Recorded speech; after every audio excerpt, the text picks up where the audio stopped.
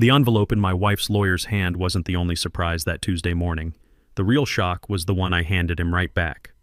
My name is Maxwell Stone. I'm 52 years old, and this is how I discovered my wife didn't just want a divorce. She wanted to erase me completely. You know how some mornings start normal and then turn your whole world upside down? That's exactly what happened when Charles Walsh walked into my office at Stone Insurance Group. Sharp suit, expensive briefcase, that smug look lawyers get when they think they're holding all the cards. "Mr. Stone, I'm serving you with divorce papers on behalf of my client, Patricia Stone," he said, sliding the thick envelope across my mahogany desk like he was doing me a favor. I'd been expecting this for months. Hell, maybe a full year. When your wife of 18 years starts working late every night and suddenly needs a whole new wardrobe, you don't need a private investigator to connect the dots. But I'd been building my own case for 12 months, spending the last 6 months in intensive investigation mode. "There's also a restraining order," Walsh continued. "You're not to contact Mrs. Stone directly or come within 500 feet of her residence." Her residence. Not our home. That was the first hint this wasn't going to be a typical divorce. I opened the papers right there while he watched. Most guys would have gotten angry, started yelling, maybe thrown him out. But I spent 18 years building this company from nothing. You don't do that by losing your cool every time someone tries to screw you over. The numbers made me laugh out loud. Patricia was asking for $2.8 million in immediate support, plus 60% of the company, plus full custody of our boys Nathan and Lucas. According to these papers, I was an unfit father who'd neglected his family for years. "Something amusing, Mr. Stone?" Walsh asked. "Oh, absolutely," I said, reaching into my desk drawer. "You see, your client made one big mistake. She assumed I didn't know about Charles Brennan." The color drained from Walsh's face when I said that name. I pulled out my own envelope, thicker than his, bound with a rubber band. "This contains about 300 pages of documentation proving your client has been embezzling from the joint investment accounts she manages. Photos of her with Mr. Brennan at the Ritz-Carlton. Bank records showing mysterious transfers to shell companies.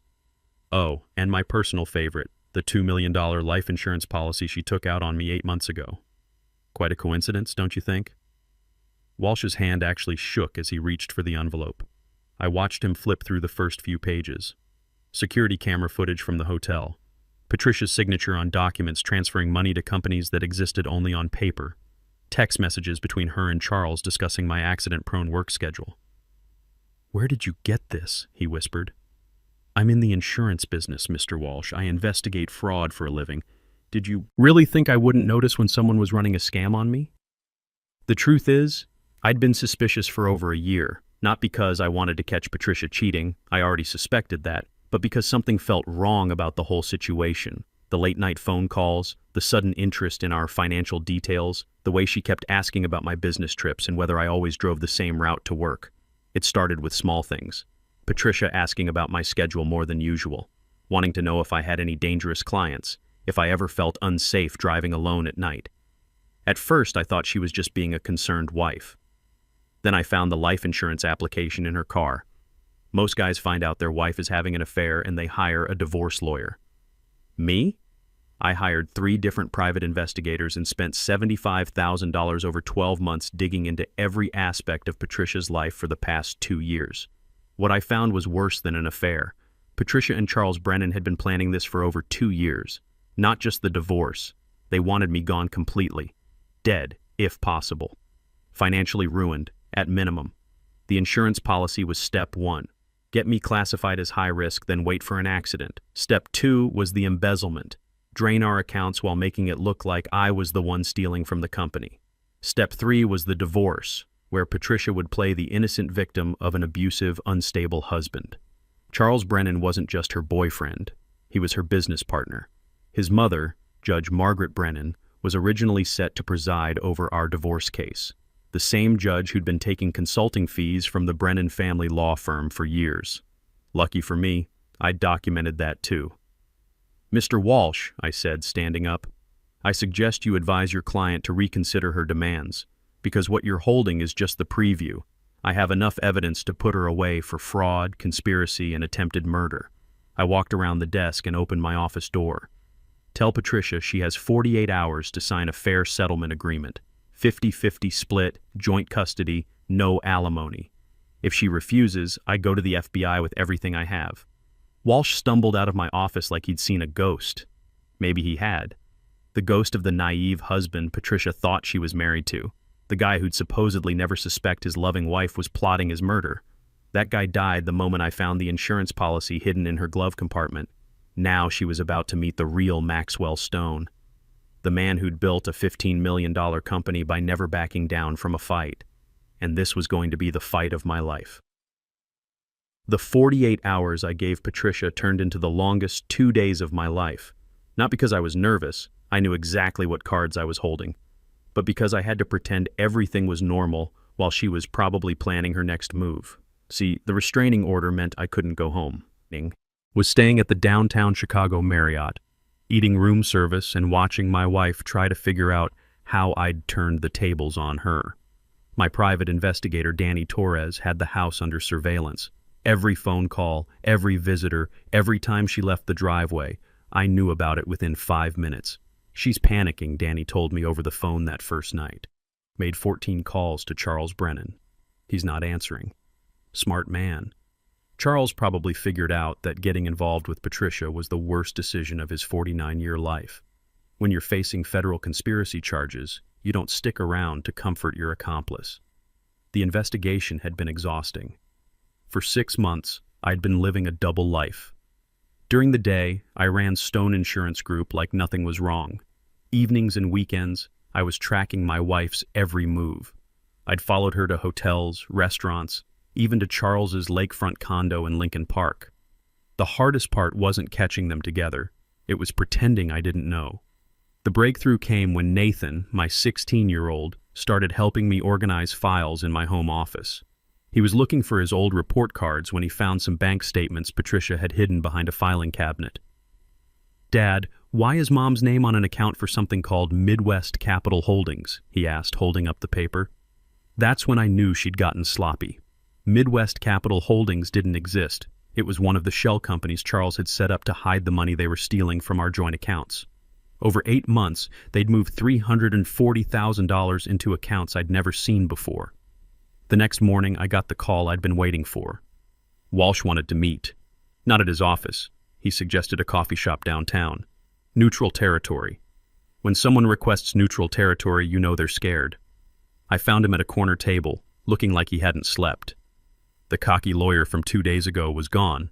This guy looked ready to recommend his client take whatever deal I offered. "Your wife wants to discuss terms," he said before I even sat down. "No discussion needed," I replied. "She signs the agreement I drafted, or I make my call to Agent Morrison at the FBI." Walsh pulled out a legal pad covered in notes. "She's claiming the evidence was obtained illegally, that you hired people to hack her accounts." I laughed. "Everything I have is completely legal. Bank records from accounts with my name on them, security footage from public areas. Hell, half the evidence came from her own laptop, the one she left open in our kitchen every morning while she showered. That was true. Patricia's biggest mistake wasn't the affair or even the murder plot. It was getting careless about operational security. She'd been so confident I was clueless that she stopped covering her tracks. "Mr. Stone," Walsh said, "she's prepared to accept a 60-40 split in your favor. 50-50 or nothing, and she wants joint custody maintained. That's fine. The boys should have access to both parents." I leaned forward. "What I won't negotiate on is the alimony. She gets nothing, not 1 penny. Walsh scribbled notes frantically. "She'll need some time to consider. She's had 2 years to consider her choices. Time's up." I stood to leave, then turned back. "Oh, and Mr. Walsh, you might want to distance yourself from this case. When the FBI starts investigating the Brennan family, they're going to look at every lawyer who's taken money from them. Just friendly advice." The look on his face told me he was already planning his exit strategy. That afternoon, Danny called with an update that made everything clear. Charles Brennan just liquidated 3 investment accounts and bought a one-way ticket to Costa Rica under the name Michael Harrison. Leaves tonight. So that was their backup plan. When the frame job failed, Charles would disappear with whatever money he could grab, using fake identification. Leave Patricia to face the music alone. I almost felt sorry for her. Almost. The call came at 6 p.m. Patricia herself, not her lawyer. "Maxwell, we need to talk. Through lawyers only. You know the rules. Please. Just Please, I know you're angry, but we can work this out." Her voice was different, smaller. The confident woman who'd been running scams for 2 years was gone. What was left sounded scared and very alone.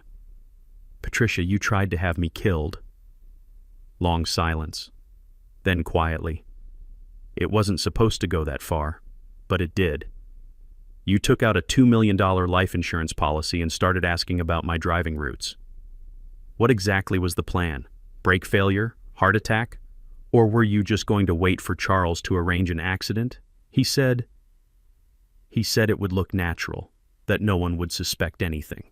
There it was, the admission I'd been waiting for. I was recording the call, naturally. One more piece of evidence for the federal prosecutors. "Here's what's going to happen," I told her. "You're going to sign the settlement agreement tonight, then you're going to disappear from Chicago for a while. Maybe go visit your sister in Denver. Because if you're still here when the FBI comes asking questions about Charles, I can't guarantee you won't get caught up in their investigation. Maxwell, please. I made mistakes, but I never wanted to hurt you. I wanted something different. You wanted something different, so you decided to commit fraud and conspiracy to commit murder? Patricia, you're 48 years old. You're a lawyer. You knew exactly what you were doing." Another long silence. "The boys," she said finally. "What will you tell them?" That was the question I'd been dreading. Nathan was 16, Lucas was 14. Old enough to understand that their parents were getting divorced, but hopefully not old enough to understand why their mother might be going to prison. "I'll tell them their mother made some bad choices and needs to go away for a while. They'll stay with me. Will you let them visit? If you're not in federal custody, yes. But Patricia, if you ever try to manipulate them the way you manipulated me, that ends immediately." She was crying now. Real tears, not the fake ones she'd used to get out of speeding tickets or convince me to buy her expensive jewelry. "I'll sign the papers," she whispered. "Smart choice. Walsh will bring them by your hotel in an hour." I hung up and called Danny. "It's over. She's signing tonight." Patricia kept her word. She signed the divorce papers that night, took a settlement that left her with enough money to start over somewhere else, and moved to Denver the next week. But the real work was just beginning. The boys were hurt, confused, angry, all the things kids feel when their world gets turned upside down. Nathan handled it better than Lucas, probably because he'd figured out some of what was happening. But Lucas kept asking when Mom was coming home, whether we could visit her in Denver. I sat them down the day after Patricia left and tried to explain without destroying their image of their mother completely. "Your mom and I had some serious problems," I told them. "She made choices that hurt our family, and now she needs to go figure out her life somewhere else." "What kind of choices?" Lucas asked. Nathan shot him a look. My older son had always been protective of his little brother. "Adult choices that you don't need to worry about," I said. "What you need to know is that none of this is your fault, and both your parents love you very much." It wasn't entirely true about Patricia. I wasn't sure she was capable of love anymore, but it's what they needed to hear. The first few months were rough. Lucas had trouble sleeping, started having problems at school. Nathan threw himself into his studies and baseball, probably trying to stay busy so he wouldn't have to think about everything that had happened. I made changes too. No more 60-hour work weeks. No more business dinners that kept me away from home until 9 p.m. I hired Sarah Mitchell as my new operations manager, a sharp woman in her early 40s who could handle the day-to-day stuff while I focused on being a dad. We started having dinner together every night. Not fancy stuff, usually pizza or burgers, but we'd sit around the kitchen table and actually talk. Nathan told me about the girl he liked at school, Emma Rodriguez. Lucas shared his plans to try out for the freshman baseball team. Normal father-son conversations I'd missed for years while I was building the business. About 4 months after Patricia left, the FBI finally made their move. Agent Morrison called me on a Thursday morning. "Mr. Stone, we've arrested Charles Brennan in Costa Rica. He's being extradited to face charges here in Chicago." "What about Judge Brennan?" "She resigned from the bench 2 weeks ago. We're investigating the family's finances going back 5 years. I felt a satisfaction I hadn't expected. Not because I wanted to destroy people, but because justice was finally happening. The business side of things worked out better than I'd hoped. Word got around Chicago's business community about what Patricia had tried to do. Not the details, I kept those private, but enough people figured out she'd attempted some kind of fraud against me. In the insurance world, reputation is everything. Having it known that Maxwell Stone had outsmarted someone trying to scam him actually brought in new clients. Stone Insurance Group grew by 18% in the first 6 months after the divorce. I hired 2 new agents and expanded our corporate coverage division. Success, it turns out, is better than revenge. But the real victory was watching my boys adapt and grow stronger. Nathan made honor roll junior year and started talking about colleges. Lucas made the freshman baseball team and discovered he had a natural talent for pitching. I also started dating again. Nothing serious, just coffee with Rebecca Martinez, a guidance counselor I met at Nathan's parent-teacher conference.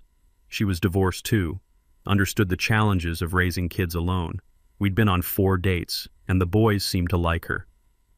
Patricia called exactly once after she moved to Denver. It was Nathan's 17th birthday, and she wanted to talk to him.